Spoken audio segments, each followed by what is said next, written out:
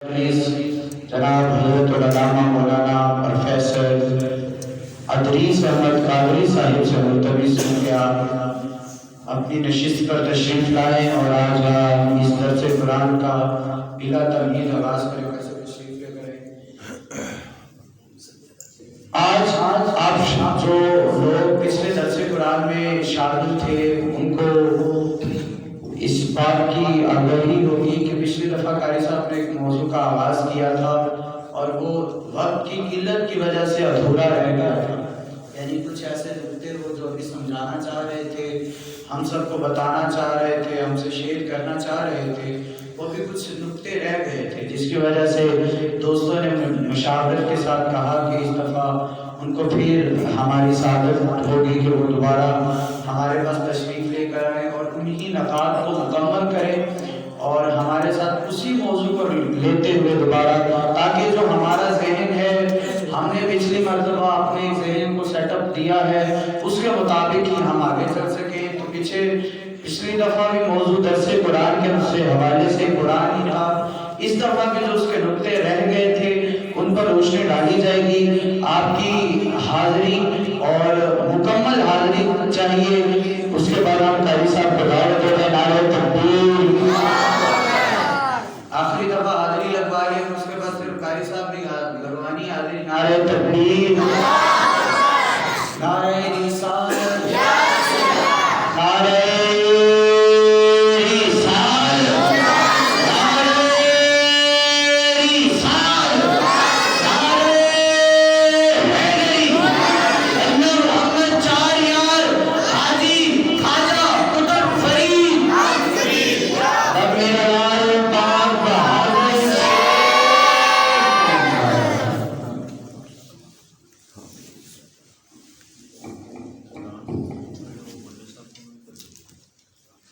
ये वाले भाई इधर तशरीफ़ ले आए तो बेहतर है। अगर कोई नाराज़गी ना हो तो कैसा फरमा रहे हैं कि अगर कोई सामने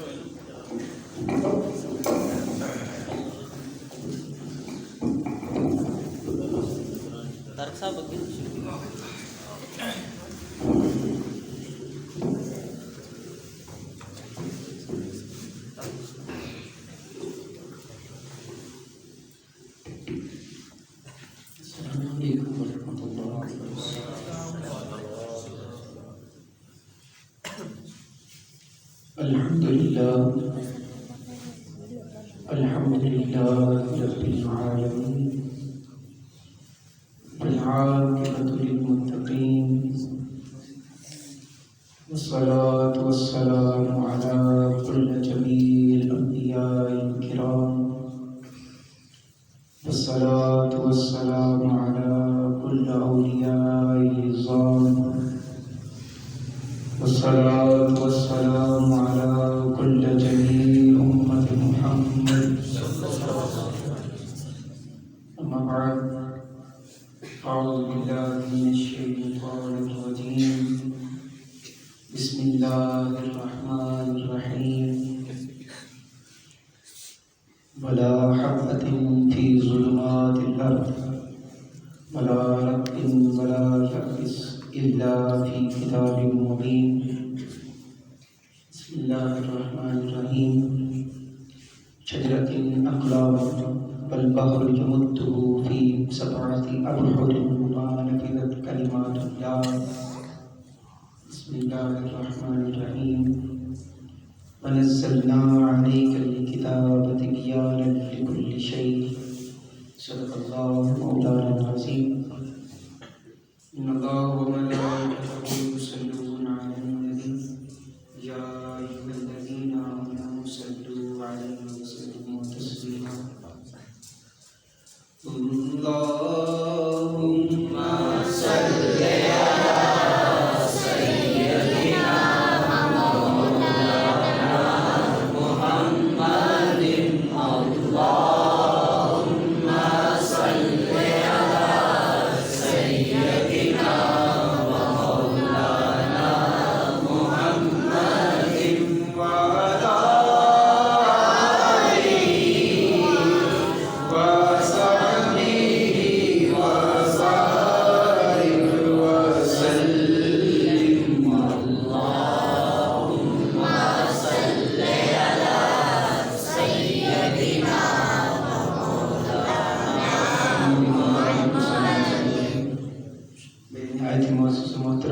سامعین کرام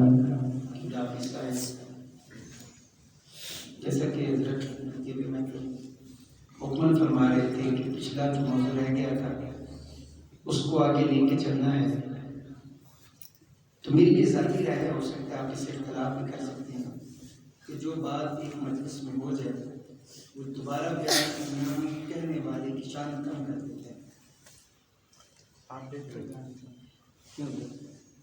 جو باتیں رہ گئی وہ میرا نصیب، وہ آپ کا نصیب۔ زندگی نے دوبارہ ساتھ دیا تو وہ دوبارہ باتیں پھر کبھی شروع کی تو وہ دوبارہ باتیں بیان کی جائیں گی۔ میں مختصر سا اگر اوور بھی اس کا دے دوں تو بات پچھلے درس عرفان قرآن میں یہ چل رہی تھی کہ قرآن کریم اگر اللہ چاہتا تو ایک ہی بار میں سارا نازل کر سکتا تھا۔ اس نے جو 22 سال 6 ماہ اور 22 دن کا ایگزیکٹ جو فگر ہے، 22 سال 6 ماہ اور 22 دن، تقریباً 23 سال کا جو عرصہ نے لگایا اللہ نے، اس کے اندر کیا حکمتیں تھیں، کیا راز تھے، کیا اللہ سمجھانا چاہتا تھا، اس موضوع پر پچھلے درس عرفان کے دوران میں ہماری بات ہوئی۔ میں نے اس کی سال کچھ بات بیان کرنے کی کوشش کی تھی، ان میں سے 2 باتیں میں مزید کر دیتا ہوں۔ ایک تو اس میں ایک بات یہ تھی کہ اللہ چاہتا تھا کہ میرے بندوں کو جب میری ضرورت پڑے میں ان سے ہم کلام ہو سکوں۔ وقت پڑنے پر اگر نئی فوج بن رہی ہے نا، نئے بندے آ رہے ہیں اسلام میں، نیا دین بن رہا ہے، نیا مذہب بن رہا ہے، ایک نئی قوت کھڑی ہو رہی ہے کفر کے مقابلے میں، تو جب بھی ان کو دنیا میں کوئی پریشانی آئے تو وہ کوئی ایسے نہ اپاہج نہ کھڑے ہو، لا علم نہ کھڑے ہو، جن کی رہنمائی کرنے والا کوئی نہ ہو۔ اللہ نے اس لیے وقتاً فوقتاً ضرورت کے تحت قرآن کو نازل کیا۔ پھر ایک بات یہ تھی کہ وہ ان لوگوں کو ایسا نظام دینا تھا جو پچھلے 540 سال کا جو حضرت عیسیٰ علیہ السلام اور محمد رسول اللہ صلی اللہ علیہ وسلم کے درمیان جو گیپ تھا، 540 سال کے گیپ میں وہ عیسیٰ کی تمام تعلیمات تبدیل ہوتے ہوتے ہوتے پتہ نہیں کس رنگ میں معاشرے میں موجود تھی۔ اگر ابراہیم علیہ السلام کی بات کریں تو مکہ کے آمد رسول سے 4000 سال قبل پہلے کا واقعہ ہے۔ اگر وہ تعلیمات بھی اگر ڈھونڈنے میں ملتے ہیں تو اتنی گرد تھی، اتنی مٹی تھی کہ جھاڑتے جھاڑتے تہیں ختم نہ ہوتی، وہ اصل دین ابراہیمی نہ ملتا۔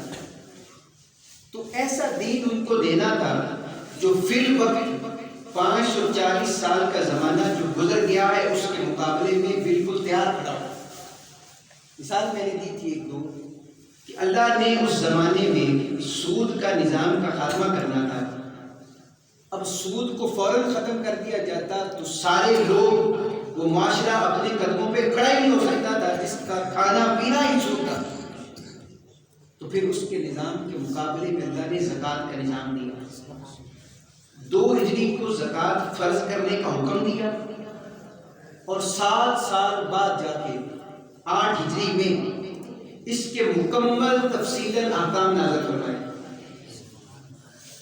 اتنا وقت لگا ہے، یعنی اگر وہ 8 سال پہلے، 6 سال پہلے، 7 سال پہلے ساری تفصیلات اللہ نازل کر دیتا، اب جس کو سمجھ آتی وہ تو مان لیتا، جس کو سمجھ نہ آتی وہ چھوڑ کر گمراہ ہو جاتا۔ تو پھر اللہ کا وہ لا فعلی، وہ اللہ کا جس کا کوئی مقابلہ نہیں، وہ کلام کی طرف جاتا ہے۔ تو یہ چند باتیں تھیں جو ہم پچھلے درس میں باتیں کر رہے تھے۔ آج اس سے آگے اگر چلیں، آج اس کی اگلی بات ہے، قرآن کی 3 آیات میں نے پڑھی ہیں، میں کوشش کرتا ہوں ان ساروں کو مکمل کروں۔ قرآن میں اللہ نے فرمایا شجرۃ اقلام البحر یمدہ فی 7 ابحر ما نفدت کلمات اللہ،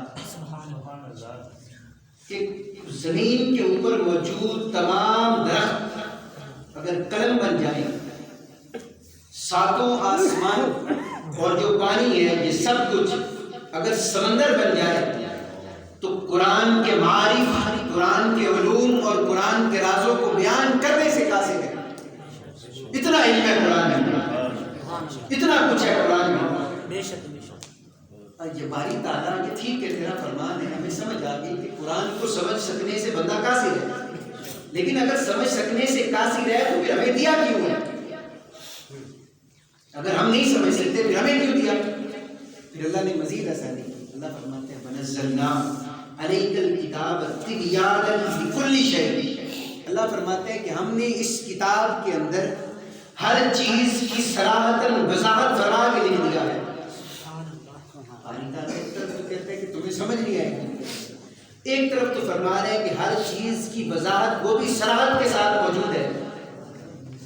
وضاحت موجود ہے تو کتنے کو وضاحت موجود ہے. تیسری آیت میں اللہ نے اس کی وضاحت کی.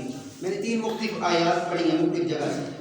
قرآن میں اللہ نے فرمایا وَلَا حَبَّةٍ فِي ظُلُمَاتِ الْأَرْضِ وَلَا رَطْبٍ وَلَا يَابِسٍ إِلَّا فِي كِتَابٍ مُبِينٍ. ہم اپنی نظر دوڑائیں نا ہمارے سامنے جو مادی دنیا ہے، یہ مادی دنیا ہماری نظر میں 3 تہوں میں ہے. ایک وہ ہے جو ہماری زمین سے اوپر ہے، جسے خلا ہے، آسمان ہے، یہ سارا کچھ ایک یہ زندگی ہے. ایک تہ وہ ہے جس تہ کے اوپر ہم رہ رہے ہیں، اس دنیا کی زندگی کی تہ ایک یہ. اور ایک تہ وہ ہے جو زمین کی گہرائیوں میں ہے، سمندر کی گہرائیوں میں ہے. یہ 3 تہیں اس نظام کی جو ہمیں نظر آتی ہیں. شان دیکھیں قرآن کی، اللہ نے تینوں باتوں کا ذکر ترتیب سے کر دیا جو میں نے بات کی. اللہ فرماتا ہے وَلَا حَبَّةٍ فِي ظُلُمَاتِ الْأَرْضِ. کوئی بھی ایسا قطرہ، کوئی بھی ایسا ذرہ نہیں ہے جو خلا میں پوشیدہ ہو الا فی کتاب مبین، اور جس کا ذکر قرآن میں نہ. 7 آسمانوں کی ساری خلاؤں کا ذکر اللہ نے صرف 2 لفظوں میں کر دیا وَلَا حَبَّةٍ فِي ظُلُمَاتِ الْأَرْضِ. اگلی بات پڑھی پھر اللہ نے کہا کہ کوئی بھی شے ایسی نہیں ہے. بایولوجی کے لوگ، بایو پڑھنے والے لوگ بیٹھے ہوں گے، ان کی آسانی کے لیے بات کریں. قرآن نے پوری بایولوجی، اب پڑھتے رہتے ہیں، اشتہار لگے ہوتے ہیں، BS biology, BSc biology, botany, zoology وغیرہ وغیرہ. پورا بایولوجی قرآن کریم نے 2 لفظوں میں بیان کیا ہے وَلَا رَطْبٍ وَلَا يَابِسٍ. بس وَلَا رَطْبٍ وَلَا يَابِسٍ. سائنس آج یہ کہتی ہے کہ کائنات میں موجود جو بھی شے ہے، جو بھی شے وہ خلا میں ہے، وہ زمین کی تہ کے اوپر ہے، وہ زمین کی تہ کے نیچے ہے. جو کچھ بھی ہے نا، جو کچھ بھی ہے، یا تو وہ پانی سے بنی ہے یا وہ خشکی سے بنی ہے. سائنس یہ کہتی ہے یا تو پانی سے بنی ہے یا خشکی سے بنی ہے. ساری عالم نباتات میں، جمادات میں، ہر شے میں یہی تقسیم کی ہے. اور بایولوجی بھی یہی کہتی ہے the study of living and non living. جو پانی سے بنی وہ لیونگ، اور جو پانی سے نہیں بنی وہ نان لیونگ. اللہ نے پوری بایولوجی کا علم وَلَا رَطْبٍ وَلَا يَابِسٍ إِلَّا فِي كِتَابٍ مُبِينٍ ان 2 لفظوں میں بیان کر دیا. باری تعالیٰ اتنا کچھ قرآن میں ہے تو ہمیں آج تک 40 سال، 50 سال، 60 سال، ہماری اتنی نسلیں 1440 سال گزر گئے، تو ہمیں قرآن کو سمجھانے والا کیا کوئی نہیں تھا؟ یا ہم نے صرف قرآن کو کیا صرف عربی کے چند لفظوں کے طور پر ہی سمجھا؟ باری تعالیٰ کیا قرآن صرف مر جانے کے بعد مردوں کو بخشوانے کا ذریعہ تھا؟ نہیں. قرآن فرماتا ہے، قرآن تو یہ کہتا ہے کہ وَنَزَّلْنَا عَلَيْكَ الْكِتَابَ تِبْيَانًا لِكُلِّ شَيْءٍ. ہم نے اس میں تمہارے ہر مسئلے کا حل لکھ دیا ہے. ہر مسئلے کا حل لکھ دیا ہے. ہر مسئلے کی اگر بات کریں، قرآن ہے نا، قرآن اس کی حقیقت سمجھنے کے لیے آپ اتنی بات سمجھیں کہ قرآن نہ تو خدا ہے اور نہ خدا سے جدا ہے. قرآن نہ خدا ہے اور نہ خدا سے جدا ہے. آسان لفظوں میں سمجھیے کہ جس بھی بندے کے پاس کوئی شے ہے نا، وہ اس کی خوبی ہے. آپ جتنے لوگ بیٹھے ہیں، ساروں کی مسکراہٹ ایک جیسی نہیں ہوگی. ساروں کا مسکراہٹ تمام کی ایک جیسی نہیں ہے. سب لوگوں کا غصے کا اظہار ایک جیسا نہیں ہے. سارے لوگوں کا خوشی کا اظہار ایک جیسا نہیں ہے. یہ صفتیں ہیں، یہ صفات ہیں. ہر بندے کی صفت دوسرے بندے سے مختلف ہوتی ہے. اب بات کرنا بھی کسی بندے کی خوبی ہے. یہ جو میں بات کر رہا ہوں، بول رہا ہوں، یہ کلام کرنا میری خوبی ہے. آپ بولیں گے تو وہ بولنا آپ کی کیا ہے؟ خوبی ہے۔ اللہ کی جتنی بھی خوبیاں ہیں وہ اللہ کی تمام خوبیاں کسی نہ کسی شکل میں اللہ نے ان کو 1,24,000 انبیاء کے اندر نازل کر دیا ہے، تمام خوبیوں کو۔ یعنی تمام انبیاء اللہ کی خصوصیات کے مظہر ہوتے ہیں۔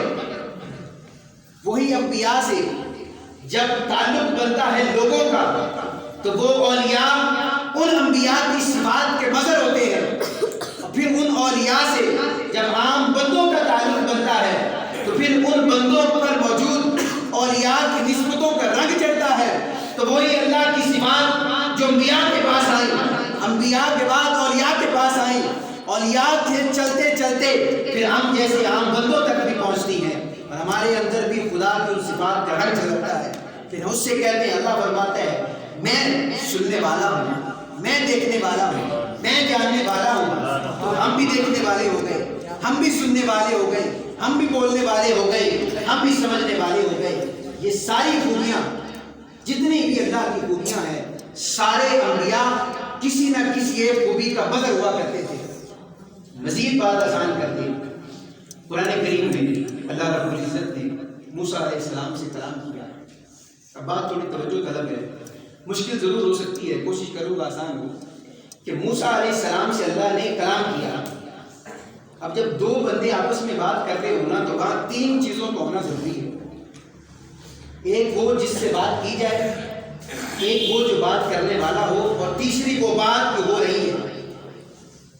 3 چیزوں کا ہونا کیا ہے؟ ضروری ہے۔ پہلی جس سے بات کی جا رہی ہے، دوسرا جو بات کر رہا ہے، اور تیسرا جو بات ہو رہی ہے۔ جودی پہاڑ پر موسیٰ علیہ السلام جو کھڑے تھے، اب جس سے بات ہو رہی ہے وہ تو کھڑا ہے، بات اللہ فرما رہی ہے، موسیٰ باتوں کو سن رہے ہیں، بات کرنے والا نظر نہیں آ رہا، لیکن جس سے بات ہو رہی ہے وہ کھڑا ہے، وہ بھی نظر آ رہا ہے۔ اب جب صرف آواز آئی، بات کرنے والا نظر نہیں آیا، بات بھی نظر نہیں آئی، صرف آواز سنی، اتنی خوبصورت آواز سن کے موسیٰ علیہ السلام کے دل میں خیال آیا، اگر یہ آواز اتنی خوبصورت ہے تو بات کرنے والا کتنا سونا ہوگا۔ سبحان اللہ۔ کیونکہ بات ہوتی تب ہے جب بات سننے والے کے سامنے بات کرنے والا بھی ہو۔ ہم معاشرے میں بیٹھے ہیں، آپ بات کریں کسی سے، یا کوئی آپ سے بات کرے، آپ کسی سے بات کریں، آپ بات کریں اس کا منہ دوسری طرف ہو، ہم بات کرنا اپنی توہین سمجھتے ہیں، کس نے میری بات نہیں سنی۔ اب اللہ بات کر رہا ہے، موسیٰ بات سن رہے، بات سنی، دل میں خیال آیا کہ باری تعالیٰ میں تجھے دیکھنا چاہتا ہوں، تو کیا فرمایا؟ لن ترانی موسیٰ، موسیٰ تو ہمیں نہیں دیکھ سکتا۔ باری تعالیٰ بولنا تیری خوبی ہے، بولنا تیری خوبی ہے، اگر تو بول نہیں سکتا تو اس خوبی کو کسی شکل میں دکھائی دے۔ تو اللہ رب العزت نے وہ بولنے والی ساری خوبیاں، وہ سارے جملے، وہ سارے کلام جمع کر کے قرآن کی صورت میں ہمیں عطا کر دیا۔ اب قرآن اتنی بات سمجھے کہ موسیٰ علیہ السلام نے صرف آواز سنی، خدا کو دیکھنے کی طرف پیدا ہو گئی۔ اب خدا نے وہ سارا کلام ایک ایک بندے تک پہنچا دیا جو امت محمد میں ہے۔ اب حضرت علی کرم اللہ تعالیٰ وجہ کریم کا فرمان سنیں، وہ فرماتے ہیں کہ جب میرا دل کرے کہ خدا مجھ سے باتیں کرے تو میں قرآن پڑھتا ہوں۔ قرآن اللہ کا کلام ہے نا، تو قرآن پڑھو تو اللہ مجھ سے باتیں کر رہا ہے۔ اب میرا دل کرے کہ علی خدا سے باتیں کرے تو میں نماز پڑھتا ہوں۔ اب قرآن جب موسیٰ نے آواز سنی، اللہ نے فرمایا تو مجھے نہیں دیکھ سکتا، بس ہی تو گئے کہ باری تعالیٰ نہیں، تو نے مجھے کلیم اللہ کا عزت دی ہے، رتبہ دیا ہے، مقام دیا ہے، تو پھر میری اتنی لاج تو رکھ کہ میں لوگوں کو بتا کے آتا ہوں میں خدا سے کلام کر رہا ہوں، خدا سے کلام کرنے کا اعلان بھی کروا دیا اور پھر دکھا بھی نہیں رہا۔ پھر اللہ نے فرمایا فلما تجلی ربہ للجبل جعلہ دکا وخر موسیٰ صعقا، ایک بات طے کر لیتے ہیں، موسیٰ علیہ السلام سے فرمایا کہ میں اپنے نور کی تجلی ڈالتا ہوں، جملوں پر غور کیجیے گا، میں اپنے نور کی تجلی ڈالتا ہوں، ذات نہیں دکھائی، ذات نہیں دکھائی، ذات کی کوئی صفت بھی نہیں دکھائی، اس نور کا پرتاؤ دکھایا، اور وہ بھی موسیٰ کو ڈائریکٹ نہیں دکھایا، پہلے ڈالا پہاڑ پر، کہا اگر یہ پہاڑ اپنی جگہ پر قائم رہ جائے تو پھر تو میرا دیدار کرنے کے قابل ہے۔ اب جیسے تجلی خدا اس پہاڑ پر پڑی، وہ پہاڑ دکا، اب دو میننگ ہوتے ہیں دکا کے، تمام مفسر اٹھا لیں، دو میننگ ہے دکا کے، ایک تو یہ کہ وہ پھٹ جائے اور ریزہ ریزہ ہو جائے، پھٹ جائے اور ریزہ ریزہ ہو جائے، اور دوسرا اس کا معنی یہ ہے دکا کا کہ اتنا بوجھ پڑے کہ وہ زمین کے ساتھ مس ہو جائے، یعنی پہاڑ رہے گا، یہ دو میننگ ہے۔ اب دونوں میننگ آپ نکالیں تو کیا حال ہوا ہوگا پہاڑ کا؟ جب پہاڑ اپنی جگہ پر قائم نہیں رہا، اس تجلی نے جو پہاڑ پر پڑی، وہ تجلی جب ادھر سے گزر کے موسیٰ کے چہرے پر پڑی، موسیٰ کی آنکھوں نے اس تجلی کا عکس دیکھا، صفت نہیں آئی تھی، نور ڈائریکٹ نہیں تھا، تجلی تھا، عکس تھا، وہ بھی انڈائریکٹ پہاڑ کے ذریعے سے دکھایا، تو خر موسیٰ صعقا، تو موسیٰ علیہ السلام بے ہوش ہو کے گر گئے، موسیٰ بے ہوش ہو کر گر گئے۔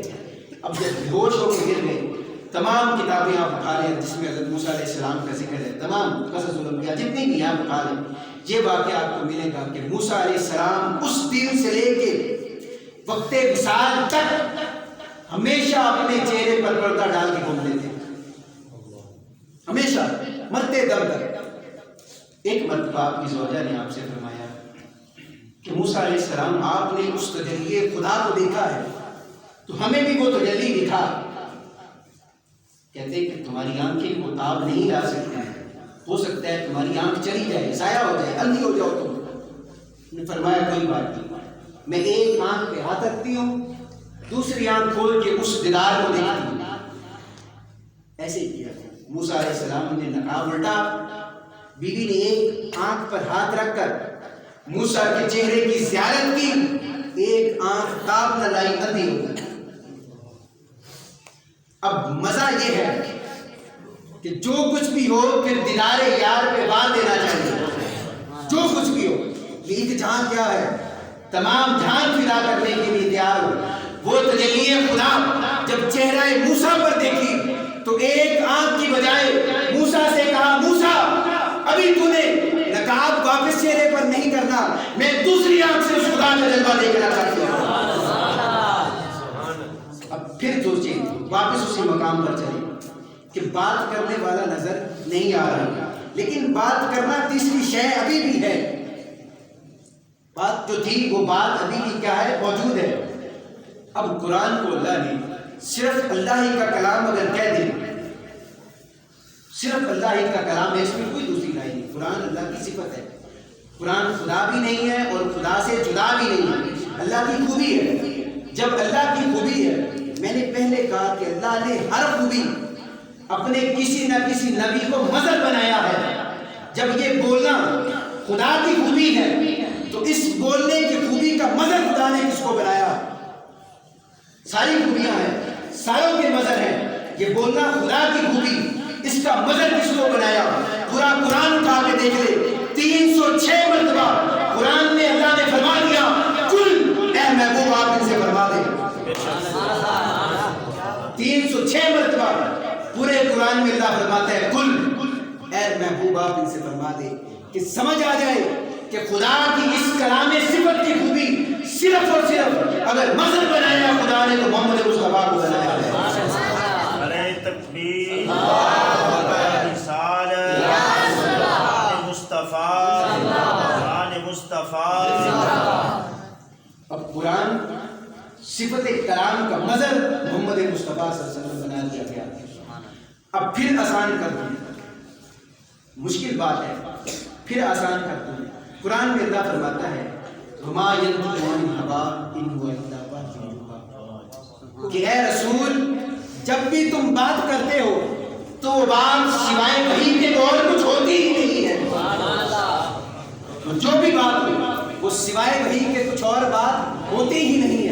اب امیجن کرو وہ فاران کی چوٹی ہے، موسیٰ حضرت محمد مصطفیٰ صلی اللہ تعالی وسلم اس چوٹی پر کھڑے ہو کر لوگوں سے کہہ رہے ہیں کہ اے لوگوں، مکہ والوں، اگر میں تم سے یہ کہوں کہ اس پہاڑ کے پیچھے سے ایک لشکر تم پر حملہ کرنے والا ہے تو کیا تم مارنے کے لیے تیار ہو؟ سب نے کیا کہا؟ ہم ماننے کے لیے تیار ہیں۔ کیوں؟ آپ نے کبھی جھوٹ نہیں بولا، کبھی آپ نے وعدہ خلافی نہیں کی، کبھی آپ نے کسی کو دھوکہ نہیں دیا، ہم آپ کی بات ماننے کو تیار ہیں۔ یہ بات کر دی، مان لیا۔ پھر حضور علیہ السلام نے فرمایا یہ مانتے ہو تو پھر یہ بھی مانو کہ میں خدا کا رسول ہوں، اللہ وحدہ لا شریک ہے۔ یہ بحث چلتی گئی، ابھی چل رہی تھی یہ بحث، کہتے ہم نہیں مانتے، پچھلی آپ کی ساری باتیں صحیح، ہم آپ کو رسول نہیں مانتے۔ اسی باتوں میں، انہی باتوں میں چلتے چلتے قرآن کی پہلی وحی اتری۔ محمد مصطفیٰ صلی اللہ علیہ وسلم نے پہلی وحی پڑھ کر ان کافروں کو سنائی۔ میرے جملے پر غور کیجئے گا، سورہ علق پہلی 5 آیات، اقرا بسم ربک الذی خلق خلق الانسان من علق اقرا وربک الاکرم الذی علم بالقلم علم الانسان ما لم یعلم۔ 5 آیات پڑھ کر جب کافروں کو سنا دی، کافروں نے سوال کیا کہ اے محمد بن عبداللہ یہ کیا ہے؟ 5 آیات قرآن کی پڑھ دی، کافروں نے سوال کیا کہ محمد بن عبداللہ یہ جو ابھی کہا اقرا بسم ربک الذی سے لے کے یہ کیا ہے؟ مصطفیٰ نے فرمایا کہ یہ قرآن ہے۔ کیا فرمایا؟ یہ 5 آیات قرآن ہے۔ اب پہلے انہوں نے اس جملہ مصطفیٰ کو مانا کہ یہ قرآن ہے، یا پہلے قرآن کا قرآن ہونا مانا؟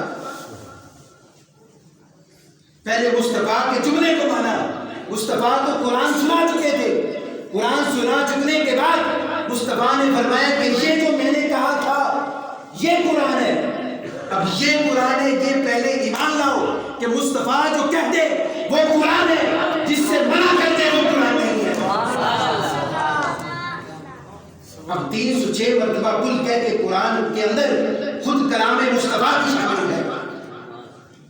اللہ رب العزت نے اپنی کلام صفت وہ بھی زبان مصطفیٰ کو عطا کر دی اور کہہ دیا کہ دیکھنے میں یہ زبان ایک ہوگی، دیکھنے میں یہ منہ دہن ایک ہوگا، لیکن باتیں ہوگی تو ایک ہی زبان سے، ایک ہی منہ سے کبھی قرآن نکلے گا، کبھی حدیث نکلے گی۔ شان بنا دی مصطفیٰ کی۔ اب قرآن کی مزید بات کریں، قرآن کرتا ہے، میں نے بات کی قرآن کے اندر ہر شے بڑی تفصیل کے ساتھ لکھی ہوئی ہے۔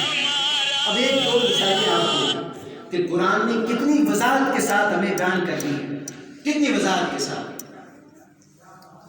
حضرت علی کرم اللہ تعالیٰ وجہ کریم سے میں بات کو شروع کرتا ہوں، نیچے لے کے حضرت علی کرم اللہ تعالیٰ وجہ کریم فرماتی ہیں کہ قرآن کو سمجھنے والے، ابھی مصطفیٰ کا علم تو سائڈ پہ کر دینا سارا۔ حضرت علی کرم اللہ تعالیٰ وجہ کریم فرماتے ہیں کہ اللہ رب العزت نے 313 کتابیں نازل فرمائی، چھوٹی بڑی کتابیں۔ کتنی؟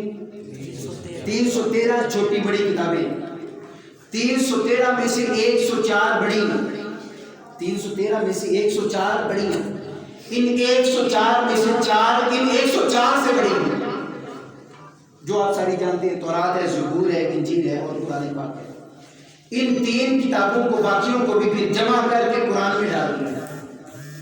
313 کو 104 میں ڈالا، 104 کو پھر 4 میں ڈالا، پھر ان 3 کو ایک قرآن میں ڈالا، پھر ایک قرآن کو سورہ فاتحہ میں ڈالا، پھر ایک سورہ فاتحہ کو بسم اللہ میں ڈالا، پھر ساری بسم اللہ کو بسم اللہ کے حرف بے میں ڈالا، پھر سارے بے کو بے کے نقطے میں ڈالا۔ مولا علی فرماتے ہیں انا باؤں کہ میں اس بسم اللہ کے بے کا نقطہ ہوں۔ یہ اتنا علم دے دیا۔ اب پھر چلے گئے، پھر آج مزید بات آسان کرتے ہوئے حضرت علی نے اتنا بڑا جملہ بول دیا کہ میں اس بسم اللہ کا نقطہ بے ہوں۔ حضرت عبداللہ بن عباس رضی اللہ تعالیٰ عنہ فرماتے ہیں، ان کے بارے میں ان کی شان صرف یہ ہے عبداللہ بن عباس کی، حضور علیہ السلام نے ارشاد فرمایا کہ میرے بعد اگر قرآن کا سب سے بڑا عالم دیکھنا ہے تو عبداللہ بن عباس کو دیکھنا، جن کے بارے میں وہ بڑی مشہور حدیث کہ من یرید اللہ بہ خیرا ان یفقہہ فی الدین، کہ اللہ جس سے راضی ہو جائے اس کی دین کی سمجھ بوجھ عطا کر دیتا ہے۔ عبداللہ بن عباس سے لوگوں نے پوچھا کہ آپ کے رسول نے اتنا بڑا دعویٰ کیا ہے، اتنی آپ کی شان بیان فرمائی ہے، تو آپ اپنے علم کی جھلک دکھائیں، تھوڑی سی علم کی جھلک دکھائیں۔ تو عبداللہ بن عباس فرماتے ہیں کہ تفاسیر، حدیث، یہ علوم، معارف، احوال، حال، قول، سارا کچھ ایک طرف، اگر میں جس سواری پر سوار ہوتا ہوں اگر اس اونٹ کی نکیل گم ہو جائے تو میں قرآن کھول کے ڈھونڈ سکتا ہوں کدھر پڑی ہے۔ عبداللہ بن عباس فرماتے ہیں کہ میرے اونٹ کی نکیل باغ، یہ باغ گم ہو جائے تو میں قرآن کھول کے بتا سکتا ہوں کدھر پڑی ہے۔ مزید نیچے حضور غوث اعظم شیخ معین الدین عبد القادر جیلانی رضی اللہ تعالیٰ عنہ فرماتے ہیں، محدث ابن جوزی کا آپ نے نام سنا ہوگا، بہت بڑے محدث ہیں محدث ابن جوزی۔ ان کو جب بغداد میں غوث پاک کے علم کی قدر سنی، لوگوں سے تعریفات سنی، اپنی نہیں سنی، پھر دل میں خواہش ہوتی کہ یار اتنے علم والا بندہ ہے، میں بھی جا کے ملوں۔ محدث ابن جوزی نے جب یہ سنا کہ پورے شہر بغداد میں غوث پاک کے علم کا ڈنکا ہے، شور ہے، طوطی بولتا ہے، تو ملنے چلے گئے درس میں۔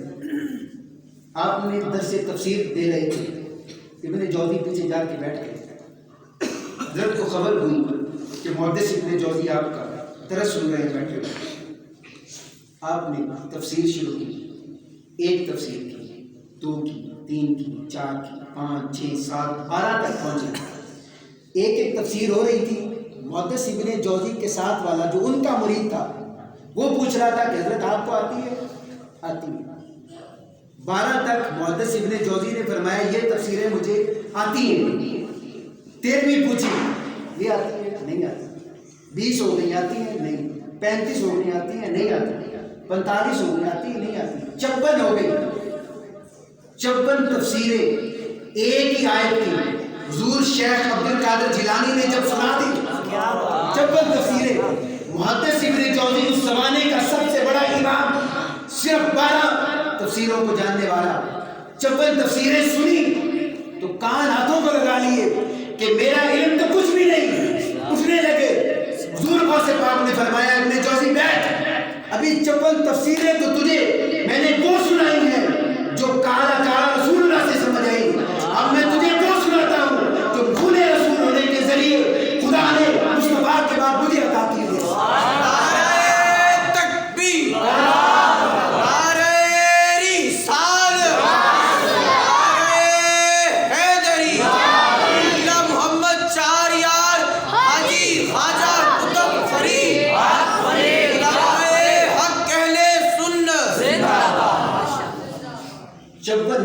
تفسیریں سنا دی کال کی، جب کال ختم ہوا تو پھر حال کی طرف جانے لگے تو لکھا ہے روایات میں محدث ابن جوزی نے اپنے کپڑے پھاڑ دیے اور کہا کہ نہ، میں جس علم کے دعوے کرتا ہوں وہ تیرے آگے ذرہ بھی نہیں ہے۔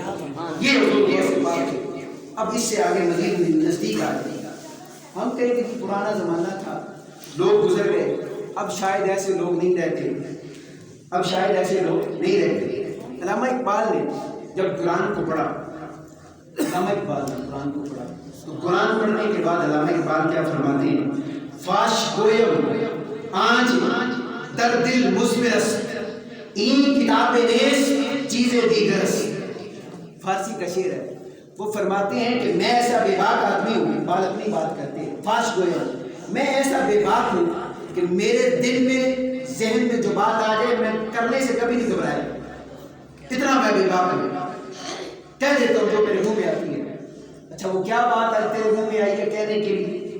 این کتاب نیس چیزیں دیگر، کہ یہ جو ہمارے پاس عربی میں لکھا ہوا قرآن ہے نا، یہ کوئی صرف کتاب نہیں ہے، چیزیں دیگر، یہ کوئی عجیب ہی چیز ہے، یہ صرف قرآن نہیں ہے، یہ صرف اللہ کا کلام نہیں ہے، بلکہ اس کے علاوہ بھی کچھ اور۔ مزید قریب آ جائے، اپولو 11 ہوا، جو پڑھے لکھے لوگ ہیں وہ سمجھتے ہوں گے، ساروں نے سنا ہے نا کہ ناسا نے کہا کہ ہم نے قرآن کے چاند کے اوپر اپنا پہلا قدم جما دیا، سنا ہے نا؟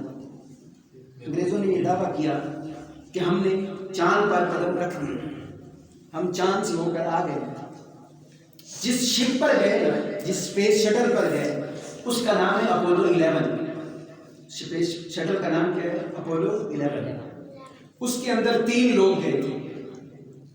میری باتوں کو یاد رکھنا ہے آپ نے، ٹھیک ہے؟ یہ سارا کچھ قرآن میں لفظ بلفظ لکھا ہوا ہے. اپولو 11 اس اسپیس شٹل کا نام ہے. 3 لوگ انگریز غیر مسلم اس میں بیٹھ کر کہاں گئے؟ چاند. کہاں گئے؟ چاند. 1440 سال پہلے قرآن نازل ہوا. قرآن میں سارے واقعے کو ٹوٹل 1.5 سے 2 لائنوں میں لکھ دیا. ٹوٹل لکھ دیا کہ اسپیس شٹل بنے گا، لکھ دیا کہ ان جانے والوں کی تعداد 3 ہوگی، لکھ دیا کہ وہ جانے والے سارے کافر ہوں گے، لکھ دیا کہ وہ سارے جانے والے کدھر سے جائیں گے، کہاں جائیں گے، کب جائیں گے، کب آئیں گے، سارا قرآن نے لکھ دیا. بس سمجھا؟ اپولو 11 اسپیس شٹل کا جانے والے 3 لوگ، تینوں کے تینوں غیر مسلم، کدھر سے گئے؟ ایک طبق سے، ایک سیارے سے دوسرے سیارے چاند تک گئے. قرآن پڑھتے ہیں. قرآن کیا کہتے ہیں؟ والقمر بسلسلہ لترکبن طبقا عن طبق فما لهم لا یؤمنون. قرآن کہتا ہے والقمر، ہمیں قسم ہے 14ویں رات کے مکمل چاند کی، عزت تسک جب وہ اپنی آب و تاب کے ساتھ چمکتا ہے. کیا اللہ قسم اٹھائی اتنی بڑی علامت کی. لترکبن، راکب کہتے ہیں سوار کو، راکب کہتے ہیں سوار کو. اب اس لفظ سے پہلے جمع کریں ترکبن کہ سوار ہوں گے، جمع کا لفظ استعمال ہے. عربی کا قانون ہے، عربی میں 1 کے لیے واحد، 2 کے لیے تثنیہ اور جمع شروع ہوتی ہے 3 سے. کم از کم 3 ہو تو جمع لفظ استعمال ہوتا ہے. قرآن کہتا ہے لترکبن کہ وہ سوار ہوں گے کم از کم 3.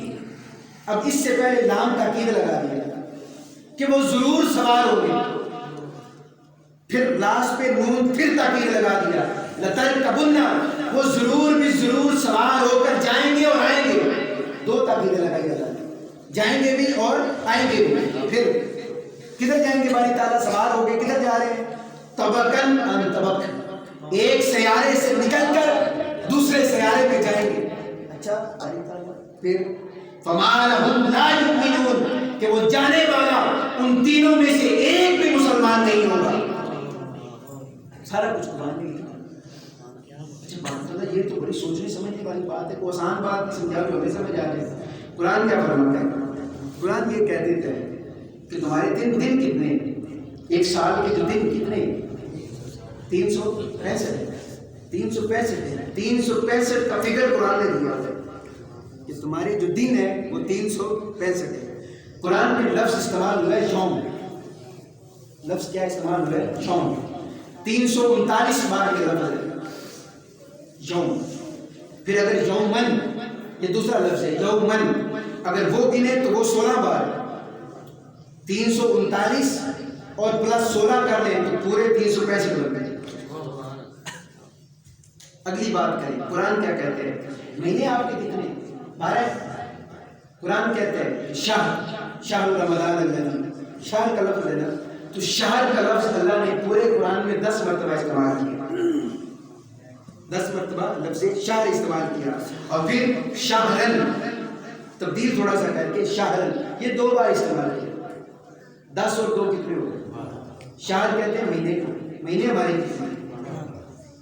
چلو مزید آسان کر رہے ہیں. قرآن نے فرمایا ساعت، کیا لفظ استعمال کیا؟ گھنٹوں کو، منٹ کو، سیکنڈ کو، گھڑی کو، وقت کو کہتے ہیں. ہمارے دن کے گھنٹے کتنے ہیں؟ 24 ہیں. قرآن میں اس ساعت کو 24 بار قرآن میں استعمال کیا. گھڑیاں کتنی ہیں؟ 24، یعنی 24 گھنٹے کا ذکر کر دیا. آگے ہمارا ہفتہ کتنے دنوں کا ہوتا ہے؟ 7 کا.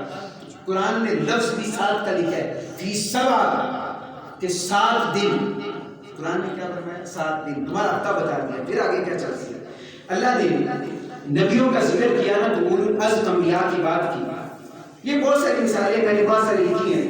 کہ اللہ نے ملائکہ کا ذکر کتنی بار کیا، شیطان کا ذکر کتنی بار کیا، جزاؤ، یعنی وہ فگر جو آج تک ہم اپنے معاشرے میں صرف معاشرے کی تعلیم سمجھ کے سنتے پڑھتے آئے ہیں، وہ سارا کچھ قرآن میں کیا ہے لکھا ہوا ہے۔ اب مزید میرے پاس 7 سے 8 منٹ ہے، مزید 7 سے 8 منٹ میں ایک واقعہ آپ کو بڑی آسانی کے لیے، کیونکہ بڑی علمی بات ہوگی، اب تھوڑی سی آسان بات ہو جائے، آپ کے ذوق کے لیے ایک واقعہ آپ کو سناتا ہوں۔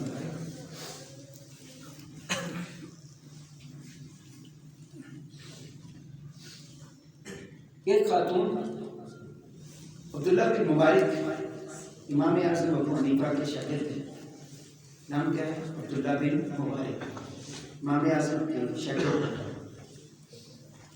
ان کا واقعہ ہے کہ مختلف اقوال کے ساتھ مختلف نام کی تبدیلی، خاتون کے ناموں میں تبدیلی ہے، عبداللہ بن مبارک کا نام تبدیل نہیں ہے۔ جس خاتون سے باتیں ہوئی نا، وہ بعض اوقات کہتے ہیں رابعہ بصری تھی، بعض کہتے ہیں وہ کوئی اور خاتون تھی، لیکن آپ لفظوں پر غور کریے گا، یہ واقعہ سند کے ساتھ ہے، اس میں غیر نہیں ہے، عورتوں کے نام میں ڈفرنس ہے، باقی فرق نہیں ہے۔ ہوا کیا، عبداللہ بن مبارک فرماتے ہیں میں ایک دن سفر پر جا رہا تھا، رستے میں میں نے کیا دیکھا، ایک خاتون بیٹھی ہے اکیلی، تھوڑی عمر رسیدہ ہے، تھوڑی بوڑھی خاتون ہے، اکیلی بیٹھی ہے۔ میں نے اس سے پوچھا کہ تم اکیلے یہاں پر، مطلب اس کو دیکھا جنگل میں، ویرانے میں تنا دیکھا، تو میں نے کہا کہ اس کی مدد کی جائے، کیونکہ ہمارا دین ہمیں یہ تعلیم دیتا ہے کہ کسی کو مشکل میں دیکھو تو اس کی مشکل میں آسانی کرو۔ اب میں پاس گیا تو پہلا ادب یہ ہے کہ جب بات کرو کسی سے تو کیا کرو، سلام کرو۔ اب جملوں پر غور کریے گا کہ وہ عورت جب بات کرتی ہے تو کس لہجے میں بات کرتی ہے، اور وقت کا اتنا بڑا امام اعظم کا شاگرد عبداللہ بن مبارک پھر کس نئے سے اس کو جواب دیتے ہیں۔ آپ اس عورت کے پاس گئے، کہا السلام علیکم ورحمۃ اللہ، عورت نے جواب دیا سلام قولا من رب الرحیم، سلام، قرآن کی آیت پڑھ ہے سلام قولا من رب الرحیم، کہ ایک دن آئے گا کہ جب اللہ ہماری میزبانی کرتے ہوئے ہمیں سلام کرے گا، یعنی اس کو سلام کا جواب خود بھی دیا اور اللہ سے بھی دلوا دیا، دو باتیں ہوئی۔ پھر اس عورت نے بات کی، جب اس سے پوچھا کہ تم اکیلی یہاں کیا کر رہے ہیں، اس عورت نے پھر قرآن پڑھا وَمَن يُضْلِلِ اللَّهُ فَلَا هَادِيَ لَهُ وَيَرْزُقْهُ وَيَذَرْهُمْ فِي طُغْيَانِهِمْ يَعْمَهُونَ، کہ اس کو کون ہدایت دے سکتا ہے جو رستہ بھٹک گیا ہو، اللہ کے سوا اس کو ہدایت دینے والا کوئی نہیں۔ اس قرآن کی آیت سے اشارہ کیا دیا کہ میں رستہ بھٹک گئی ہوں، مجھے رستہ بھول گیا ہے۔ پھر آپ نے اگلا سوال کیا، اس سے پوچھا اب کہاں سے آئے ہیں، اس نے کہا میرا مسجد الاقصی الى المسجد الحرام، میں مسجد اقصی سے یعنی شام سے آئی ہوں، اور میں نے حج کے لیے عمرہ کے لیے مسجد حرام خانہ کعبہ کی طرف کیا ہے جانا ہے، رستہ بھٹک گیا، اکیلی ہوں، باتیں ہوئی، سارا قرآن پڑھ رہا ہے، لفظ ایک بھی اس نے اپنے پاس سے نہیں بولا، جتنی باتیں کر رہی ہے وہ خاتون سارے کا سارا قرآن ہے۔ پھر آگے کیا بات کرتی ہے، آگے وہ عبداللہ بن مبارک نے اس سے پوچھا کہ آپ یہاں کتنے دن ہو گئے، یہاں آپ رکے ہوئے ہیں، رستہ بھول گئی ہیں تو کتنے دن ہو گئے، اس نے جواب دیا ثلاثۃ ایام سویہ، 3 دن مسلسل، 3 دن مسلسل، 3 دن ہو گئے میں یہاں پہ بیٹھی ہوں۔ پھر آپ نے پوچھا کہ آپ کے پاس کچھ کھانے پینے کا انتظام ہے یا نہیں ہے، کیا پوچھا، کھانے پینے کا کچھ انتظام ہے یا نہیں ہے، تو آگے سے جواب دیا والذی یطعمنی ویسقین، کہ وہ اللہ ہے جو مجھے کھلاتا بھی ہے اور پلاتا بھی ہے۔ پھر آگے اس نے پوچھا آپ 3 دن سے یہاں پہ ہیں، عمر رسیدہ ہیں، آپ کو پانی بھی چاہیے ہوگا وضو کے لیے، تو پھر ہے وضو کا پانی 3 دن کے لیے تھا آپ کے پاس، تو اس نے جواب دیا فلم تجدوا ماء فتیمموا، کہ جب پانی نہ ملے تو تیمم کر لیا، قرآن کی آیت پڑھی۔ پھر اس نے پوچھا عبداللہ بن مبارک نے کیا تمہارے پاس کھانے پینے کو کچھ ہے، یعنی کھانا حاضر ہے میرے پاس، میں آپ کو دوں، آپ کھا لیں گے۔ اس نے کہا اتموا الصیام الی اللیل، شام تک میرا کیا ہے روزہ ہے، اس کو بتا دیا میرا روزہ بھی ہے اور میں نے کب افطار کرنا ہے، جب افطاری کا وقت ہوگا، مغرب شروع ہوگی، جواب دے دیا۔ پھر اس سے پوچھا یہ رمضان کا مہینہ تو نہیں ہے، پھر آپ نے روزہ حج کا ہے نا، کیونکہ حج کرنے جا رہے ہیں، حج کا مہینہ ہے، کہا رمضان کا مہینہ نہیں ہے تو پھر روزہ کیوں رکھا ہے، اس نے کہا فمن تطوع خیرا فهو خیر اللہ، کہ بہتری اسی میں ہے کہ تمہیں جو موقع ملے نیکی کر لو۔ نیکی اسی برائی اسی میں. پھر آپ نے پوچھا اب سمجھ رہے ہیں کہ اس خاتون کا کیا نفلی روزہ ہے اور اس نے مجھے بتایا کہ میں روزے میں ہوں لہذا میں کھا پی نہیں سکتی. تو پھر آپ نے کہا عالم تھے عبداللہ بن مبارک اتنے بڑے استاد کا شاگرد, آپ نے کہا کہ سفر میں تو روزہ جائز ہوتا ہے, آپ چھوڑ سکتے تھے, معافی تھی. پھر آپ نے کیوں رکھا؟ سفر میں تو فرضی روزہ معاف ہوتا ہے, آپ نے وہ بھی نفلی رکھا ہوا ہے, تو نہ رکھتے اتنی اذیت کیوں دی اپنے آپ کو؟ اس عورت نے جواب دیا بام تصوموا خیر لکم ان کنتم تعلمون. اگر تمہیں یہ خبر ہو جائے کہ روزے کا ثواب اور اس کا فائدہ کیا ہے تو تم ہر لمحہ روزے میں رہو. پھر آگے کیا چلے گا؟ پھر آگے کہتے ہیں کہ آپ مجھ سے ایسے انداز میں بات کیوں نہیں کرتے, سیدھے سیدھے مجھ سے بات کرو, میں آپ سے سوال پوچھتا ہوں, آپ سیدھا سیدھا جواب دیں, قرآن کیوں پڑھتے ہیں؟ اس عورت نے جواب دیا ما یلفظ من قول الا لدیہ رقیب عتید, کہ میں ایک لفظ بھی بولوں گی تو میرے دونوں کندھوں پر موجود فرشتے اس لفظ کو لکھنے کے لیے تیار بیٹھے ہیں. اور جو لفظ میں نے بولا اس لفظ کا اللہ نے مجھ سے حساب لے رہا ہے کہ کیوں بولا,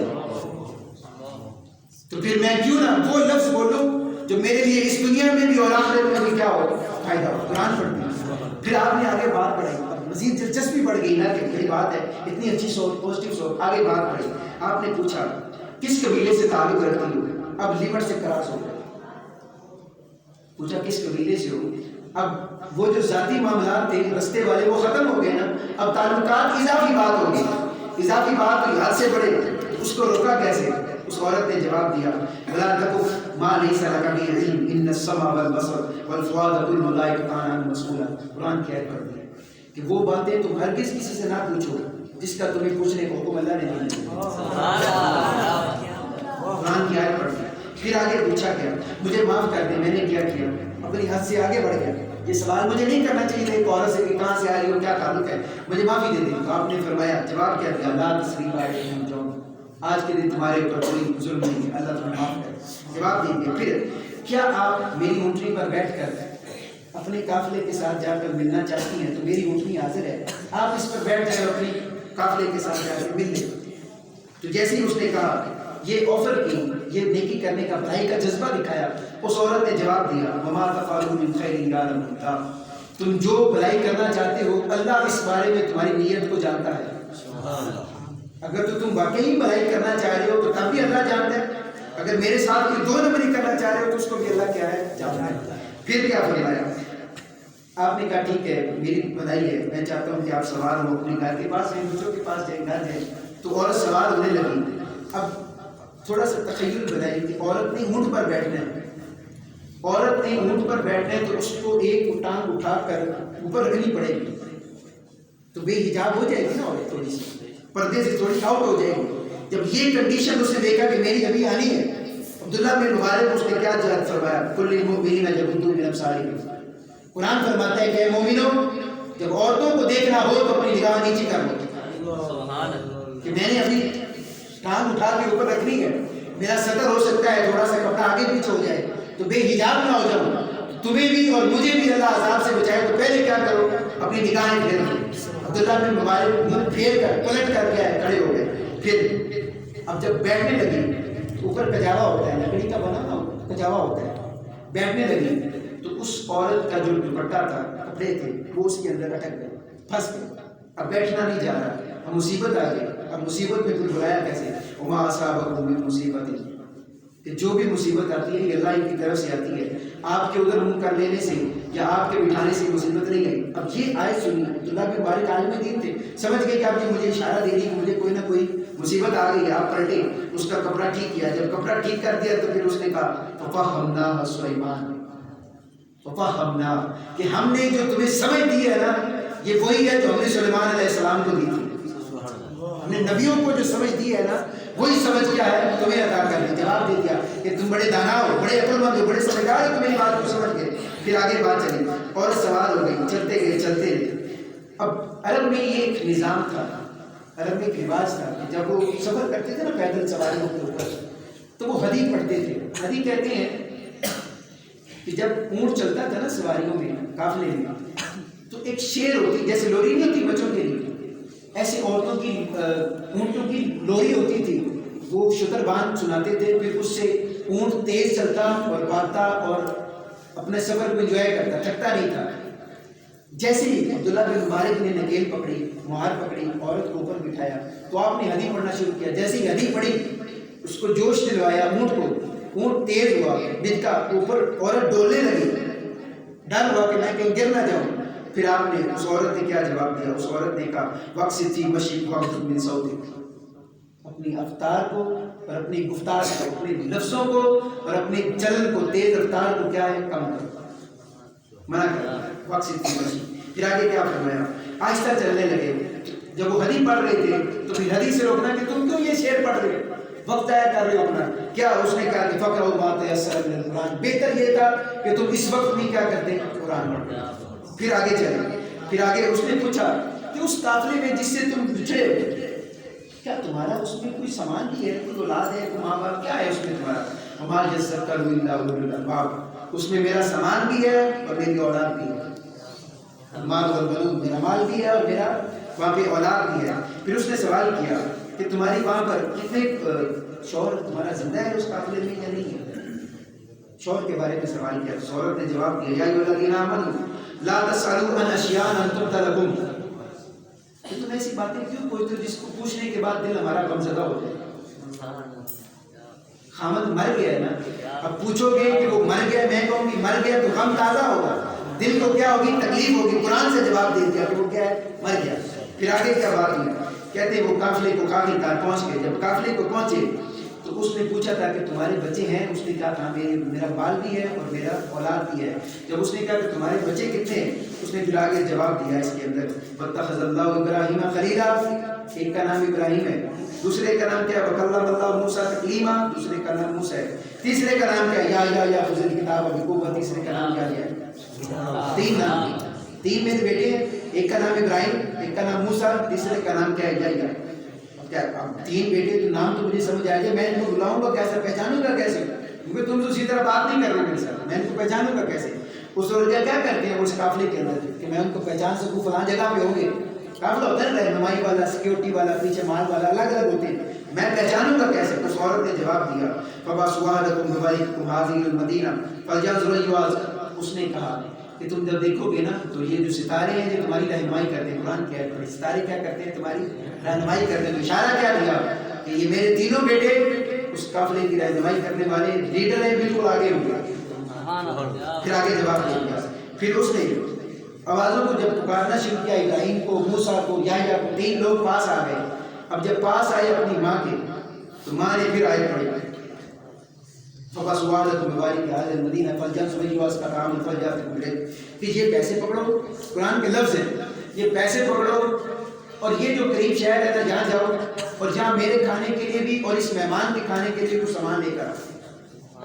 یعنی مہمان نوازی کریں نا ہمارے اوپر، کیا مہمان اس نے ہمارے ساتھ کیا کی ہے، بھلائی کی. جب یہ بات ختم ہوگی پھر آگے چلے. جب کھانا لایا تو آپ نے ان کا شکریہ ادا کرتے ہوئے جب ان کو بیٹھنے لگے تو عورت نے کہا کلوا واشربوا ہنیئا بما یأکلون، اس میں سکھاؤ جو اللہ نے تمہارے اور ہمارے لیے کیا ہے حلال کیا ہے، اس میں سکھاؤ. جب یہ بھی کھا لیا تو پھر اس کے بعد وہ کیا کرتے ہیں،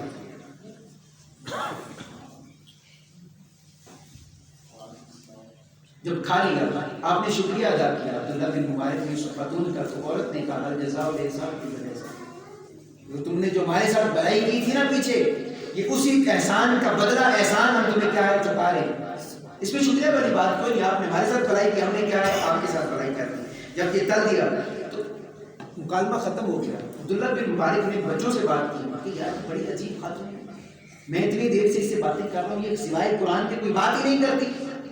تو پھر عبداللہ بن مبارک فرماتے جو میں نے شروع میں آیت پڑھی وَنَزَّلْنَا عَلَيْكَ الْكِتَابَ تِبْيَانًا لِكُلِّ شَيْءٍ، کہ اس قرآن کے اندر ہر چیز کی وضاحت کیا ہے، موجود ہے. تم اپنی زندگی کا ایک ایک عمل بھی اس کے اندر سے ڈھونڈنا چاہو تو تم ڈھونڈ سکتے ہو، بس شرط یہ ہے کہ اس کے اندر ہمیں تفکر، تدبر، اس کے اندر غور و فکر کرنے کی ضرورت ہے. بیٹوں سے بات کی، اس عورت کو کتنا عرصہ ہو گیا اس طرح باتیں کرتے ہوئے کہ جب بھی بات کو آگے سے قرآن ہوتی تو بیٹوں نے کہا کہ ان کو 40 سال ہو گئے، 40 سال ہو گئے اس عورت نے سوائے اپنے منہ سے قرآن کے کوئی اور لفظ ہی نہیں نکالا.